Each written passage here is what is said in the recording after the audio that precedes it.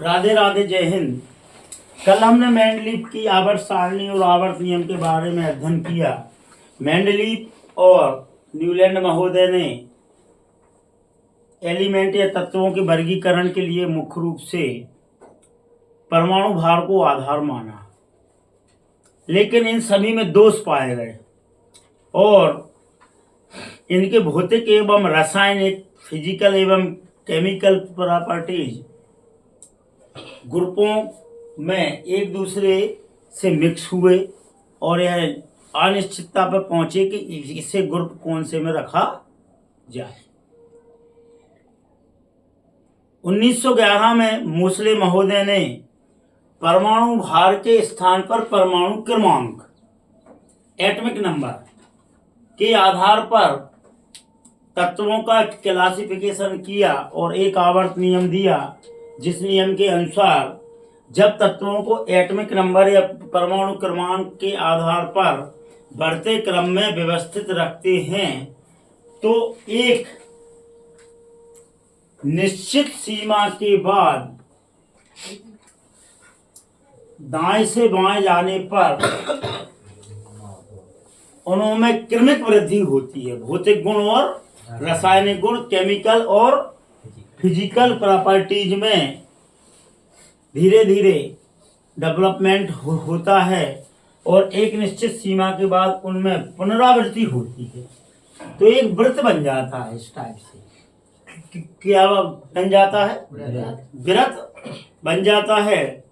और इसे मोसले का या मॉडर्न नियम का आवर्त नियम या पीरियोडिक लॉ कहती है।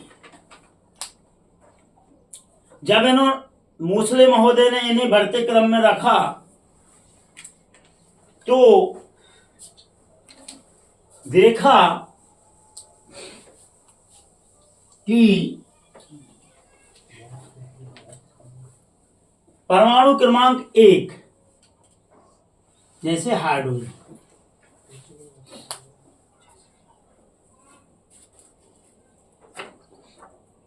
फिर परमाणु क्रमांक 2 हीलियम, परमाणु क्रमांक 3 लिथियम, परमाणु क्रमांक 4 बेरिलियम, फिर परमाणु क्रमांक 5 बोरान,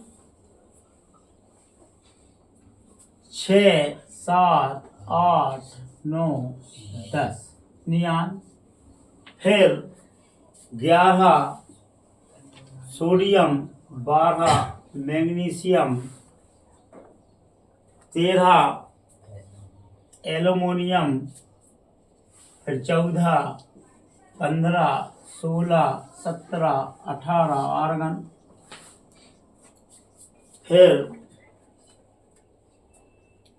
18 के बाद 19 पोटेशियम और 20 कैल्शियम, और इसके बाद फिर 21 सीजियम, सीजियम के बाद 30 जिंक, 31 जीए, 32 33 34 35 और 36 krypton। इस प्रकार जब इन्हें बढ़ते एटॉमिक नंबर के आधार पर रखा गया तो पूरी आवर्त सारणी में एस ब्लॉक के तत्व एक साइड आ गए। ये कहलाने लगा पहला ग्रुप। देखा गया कि पहला ग्रुप एस का, दूसरा S2 का, फिर इलेक्ट्रॉन डी में नहीं गया जैसे अब बाहू के नियम के अनुसार। इलेक्ट्रॉन अंतिम कक्षा हीलियम 18वें में गया, फिर 6 पीके, और उसके बाद पहली दूसरी कक्षा के बाद तीसरी कक्षा के बाद चौथी कक्षा में डी ब्लॉक में 10 तत्व गए। तो इस प्रकार देखा गया कि एस ब्लॉक के तत्व अलग हो गए, पी ब्लॉक के तत्व अलग हो गए, डी ब्लॉक के तत्व अलग हो गए। पहले समूह में एस ब्लॉक के तत्व रहे, पहले और दूसरे में।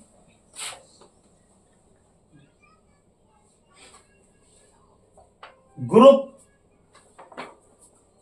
13 से लेके 18 तक, 13 से लेके 18 तक पी ब्लॉक के तत्व रहे, जो सेकंड और थर्ड कक्षा में। और चौथे और पांचवें और छठवें, तो चौथे पांचवें में पी के बाद, एस के बाद पी में न जाकर डी में गए, n-1 की थ्योरी से चौथे और पांचवें में, और फिर एस में गए, नहीं सॉरी पी में गए 6, और छठवें और सातवें में एस के बाद डी में भी ना जाकर एफ में गए, जिन्हें आवर्त सारणी में नीचे की ओर रखा गया। और इस प्रकार पूरी आवर्त सारणी एक व्यवस्थित क्लासिफाइड हो गई। और इस प्रकार देखा गया कि मुस्लिम महोदय का क्लासिफिकेशन में 18 ऊर्ध्वाधर रेखाएं, कितनी? 18, 1 और 2, ये हो गए S1 और ये हो गया S2। 2 क्यों है? क्योंकि S ब्लॉक में एक ऑर्बिट होने के कारण 2 इलेक्ट्रॉन जाएंगे, S1 और S2। फिर P में ना जाकर चौथी कक्षा से डी में गए, डी में 5 ऑर्बिट हैं, कितनी हैं? 5, 1 2 3 4 5। तो पहले में 1 2 3 4 ऐसे 10 आवर्त बने। डी के कितने बने? 1 से 10 तक। फिर दूसरी कक्षा से पी में कुल तत्व कितने रहेंगे? 3 आवर्त हैं पी में, 1 2 3। तो यहाँ 6 कक्षाएं बनी, 1 2 3 4 5 और 6। और इस प्रकार SPD अब बाहु के नियम का पालन करते हुए कुल टोटल कितने ग्रुप बने? समूह 18, एस के 2, डी के 10, पी के 6, कुल 18 ग्रुप में इन्हें बांटा गया। ऑटोमेटिक देखो, एस ब्लॉक के हो गए अलग, पी ब्लॉक के अलग हो गए और डी ब्लॉक के अलग हो गए। छठे और सातवें समूह में एस के बाद डी में न जाकर 14 तत्व छठे और सातवें में एफ ब्लॉक में रखे।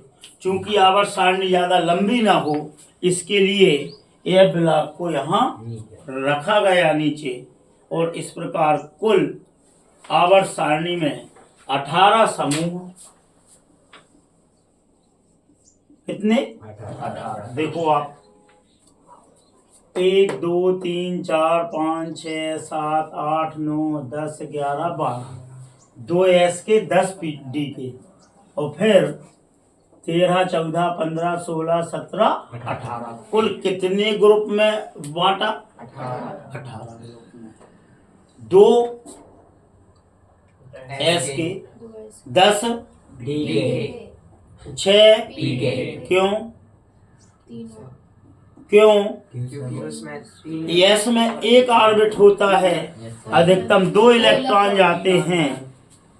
डी में 5 ऑर्बिट होते हैं, अधिकतम 10 इलेक्ट्रॉन जाएंगे, क्योंकि एक में 2 इलेक्ट्रॉन जाते हैं। और पी में 3 ऑर्बिट होते हैं, अधिकतम 6 इलेक्ट्रॉन जाएंगे तो 6 ग्रुप में बांटा। ठीक। आवर्त,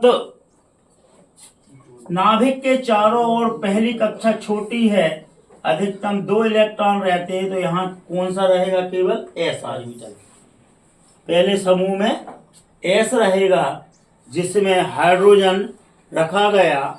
यहाँ हीलियम भी है लेकिन अक्रिय गैस होने के कारण इसे 18वें समूह में रखा। दूसरे आवर्त में एस और पी है, दूसरे आवर्त में एस और पी है, तो एस के 2 सोडियम और नाइट्रोजन 11 और 12 और 13 से लेके 18 तक पी ब्लॉक में रखे गए। कुल कितने तत्व हुए? 2 और 6 8, मतलब दूसरे आवर्त में 8 ग्रुप में बांटा गया। तीसरे आवर्त में भी 2 एस के 6 पी के कुल 8 तत्वों को रखा गया। चौथे आवर्त में 2 एस के 10 डी के और 6 पी के कुल 18 ग्रुप में बांटा गया। 18 तत्वों को रखा गया। पांचवें में 2 एस के 10 डी के 6 पी के कुल कितने? 18 ग्रुप में बांटा गया। छठवें आवर्त में 2 एस के फिर 14 एफ के जो नीचे रख दिए गए और फिर 10 डी के और 6 पी के कुल 32 ग्रुप में बांटा गया। सातवें आवर्त में 2 एस के 14 एफ के 10 डी के और 6 पी के कुल 32 में। यहाँ कहा जा सकता है कि 2 8 8 18 18 32 32। तो इस प्रकार देखा गया कि आधुनिक सारणी में कुल कितने ब्लॉकों में बांटा गया? 4। कौन कौन से? S D P F, S P D F 4 ब्लॉकों में बांटा गया। कुल कितने ग्रुप में बांटा? 18 और 14 एफ के तो 32 ग्रुप होंगे। छठवें आवर्त में और 7वें आवर्त के मिला। ठीक है ना? कुल कितने पीरियड में बांटा गया आवर्त में? 7 में। पहले आवर्त में कितने ग्रुप हैं? 2। दूसरे आवर्त में कितने ग्रुप हैं? 8। 2 एस के और 6 पी के। तीसरे में, चौथे में 2 एस के 10 डी के 6 पी के। पांचवें में 6वें में 32। 2 एस के 14 एफ के 10 डी के और 6 पी के। 7वें आवर्त में 32। इस प्रकार पूरी आवर्त सारणी अच्छे से व्यवस्थित भी हो गई। और इसके मुख्य आधार क्या था? परमाणु क्रमांक। तो परमाणु क्रमांक के बढ़ते क्रम में जब मोसले महोदय ने तत्वों को रखा गया तो उनमें क्रमिक भौतिक और रासायनिक गुणों में वृद्धि हुई, लेकिन 18वें समूह के बाद इनकी पुनरावृत्ति हुई और वह पुनः पहले ग्रुप से उनके गुण मिले। और इस प्रकार आधुनिक आवर्त सारणी को 4 ब्लॉक 18 ग्रुप और 7 पीरियड में बांटा गया। पहले आवर्त या पीरियड में 2 ग्रुप, दूसरे में 8, तीसरे में 8, चौथे में 18 पांचवे में 18 और 32 और इस प्रकार हमारे सामने एक आवर्त सारणी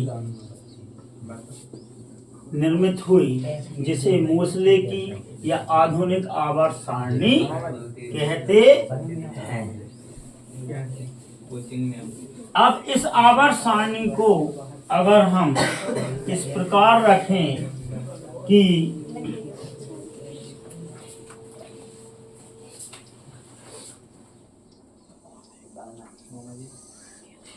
पहला ग्रुप, दूसरा ग्रुप, फिर तीसरा, चौथा, पांचवा, छठा, सातवां, आठवां, 9, 10, 11 और जी 12। 1 2 3 4 5 6 7 8 9 10 11 12। 12 के बाद 6 पी के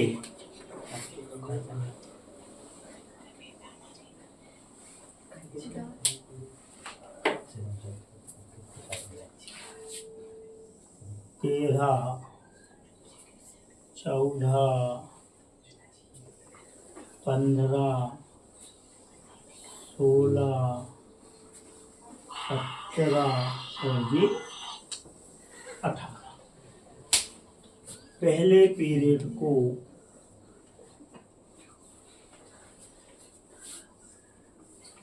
अठारहवीं को 2 हिस्से में,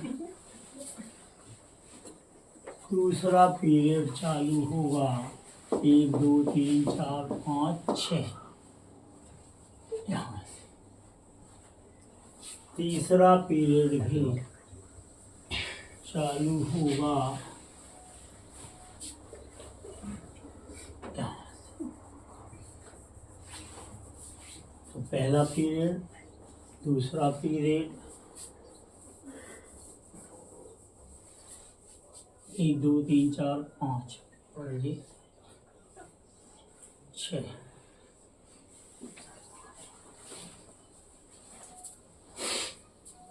तीसरा पूरा डी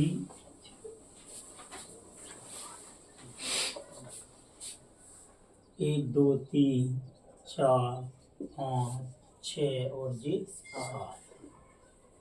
ये चौथा हो गया, ये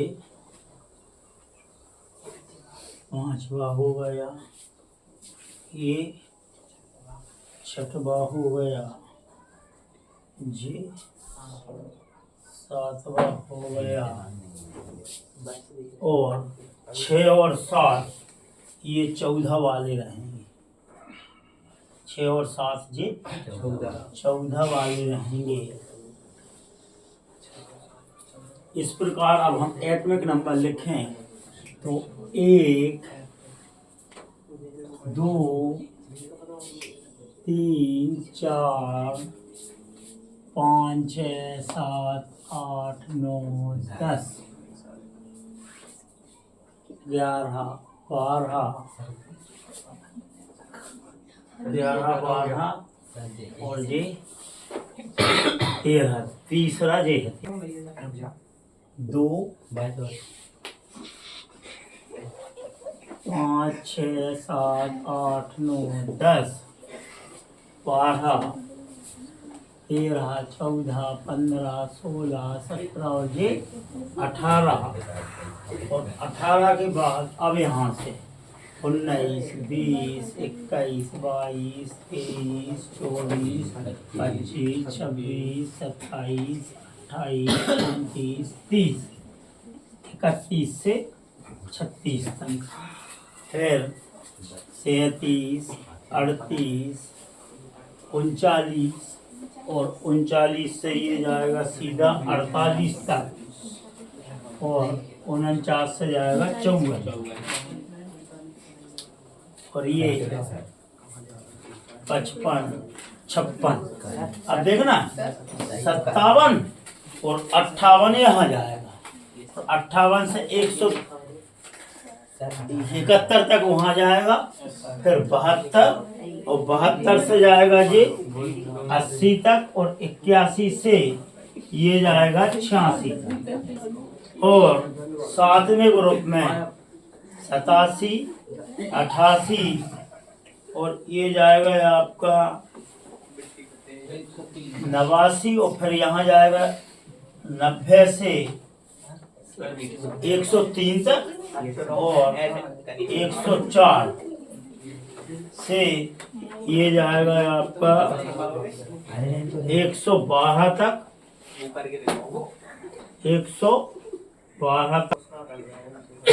अब ये इस प्रकार आखिरी तत्व 118,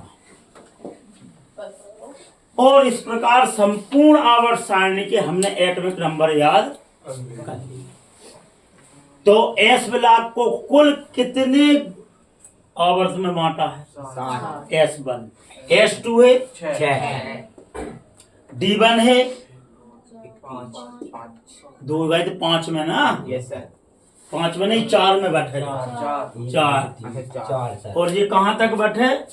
12वें समूह। फिर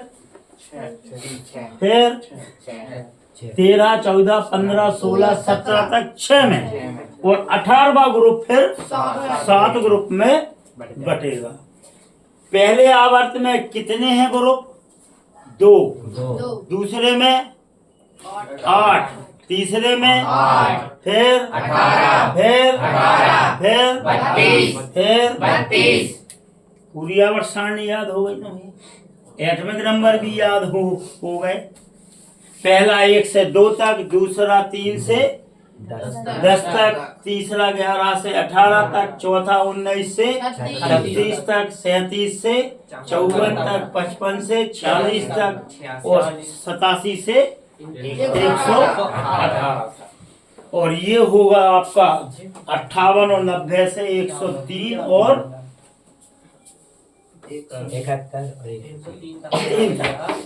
71 और 103। इस प्रकार पूरी आवर्त सारणी में केवल आपके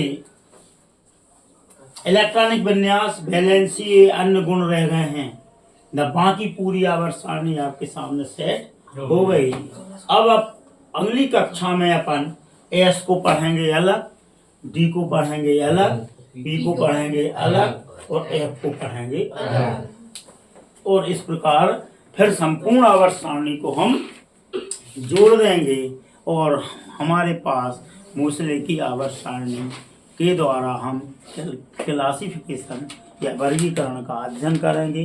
राधे राधे, जय हिंद।